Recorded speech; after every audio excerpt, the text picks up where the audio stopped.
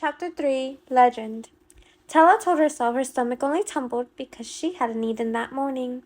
Dante might have slept on the forest floor, but not even a blade of grass clung to his polished boots.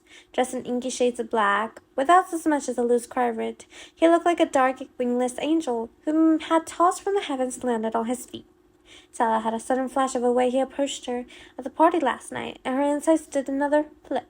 He responded with disinterest that bordered on ignoring her when she first said hello, and then she caught him watching her from the crowded party, just glimpses here and there, until, out of nowhere, he appeared at her side and kissed her until her knees gave out.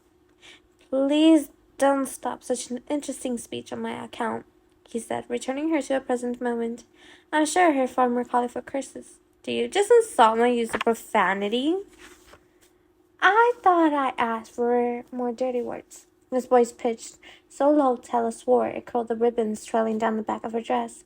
But this was Dante. He talked like this to all the girls, flashing his devastating smile and saying wicked and beguiled things until he got them to unbutton their blouses or lift their skirts.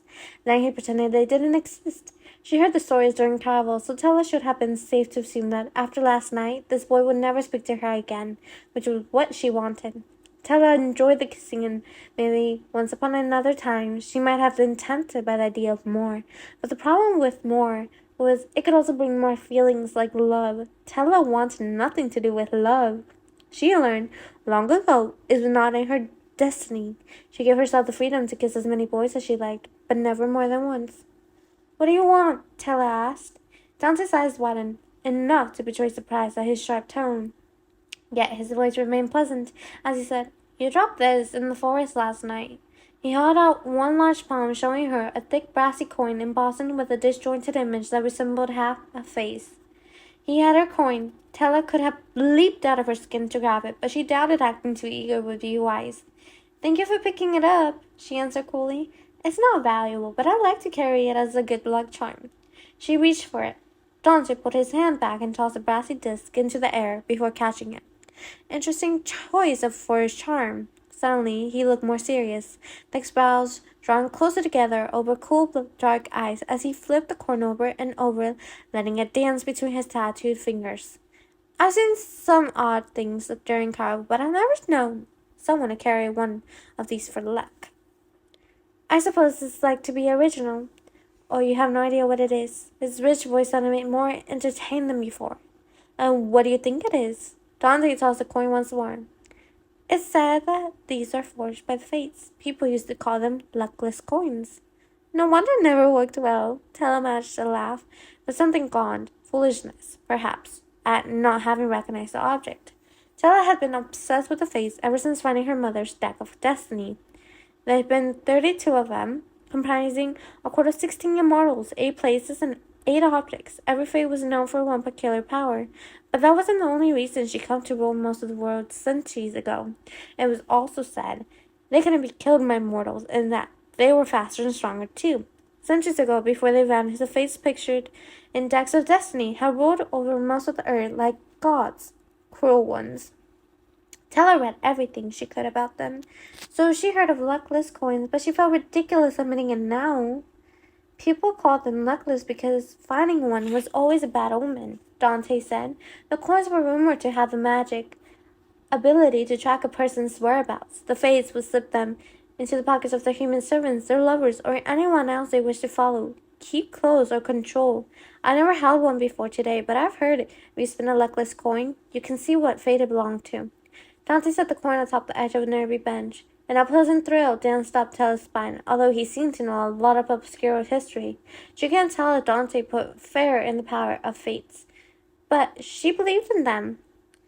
The maiden death was said to protect the loss of a loved one or a family member, and within days of flipping it over and seeing the maiden with her head caged in perils, Tella's mother had vanished.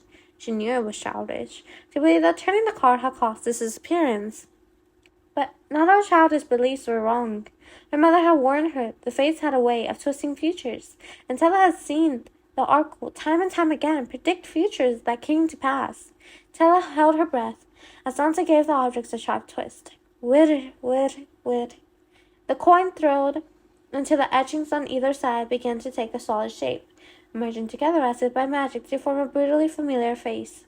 A dashing young prince with a bloody smile and a sort of havoc-wrecking grin that made Tella picture teeth biting into her heart and lips pressed against punctured veins. Though it was small, Tella could clearly see the image. The cruel young man held one hand under his pointed chin, clasping the hilt of a dagger, while red tears fell from his eyes, matching the blood staining the corner of his mouth. The Prince of Hearts, the symbol of unrequited love and erotical mistakes that never ceased to fill Tella with both dread and morbid bewitchment. Scarlet had spent half her childhood obsessed with legend and Caraval, but Tella had been fascinated by the Prince of Hearts ever since he predicted her loveless future, when she pulled him from her mother's deck of destiny. The myths claim the Prince of Hearts' kisses had been worth dying for, and Tella had often wondered how such a deadly kiss would feel. But as she grew, the kiss enough boys to realize that no kiss would be worth dying for. Tella started to suspect the stories were merely fables to illustrate the dangers of falling in love. For it was also said the Prince of Hearts was not capable of love because his heart had stopped beating long ago. Only one person could make this beat again. His one true love. They said his kiss had been fatal to all but her, his only weakness, and as he saw her, he left the trail of corpses. A fresh chill licked the back of Tella's neck as she slapped her palm atop the coin. I take it you're not a fan of the prince, asked Dante. The coin looked as if it were about to topple off, and then I have to taste it. The corner of Dante's mouth edged up. He couldn't have looked less convinced. It also didn't escape Tella's notice that he'd just spoken of the Prince of Hearts as if he and the other face were still walking around the Empire and not vanished for more than a century. I don't know why you're really carrying that coin, Dante said, but be careful. Nothing good ever comes from anything a fate has touched. His eyes lifted skyward, as if the fates were watching from above, spying as they spoke. Then, before Tella would respond, Dante was confidently walking away, leaving Tella with a coin that burned her palm, and the uncanny sensation that perhaps there was more to the pretty boy than she originally suspected.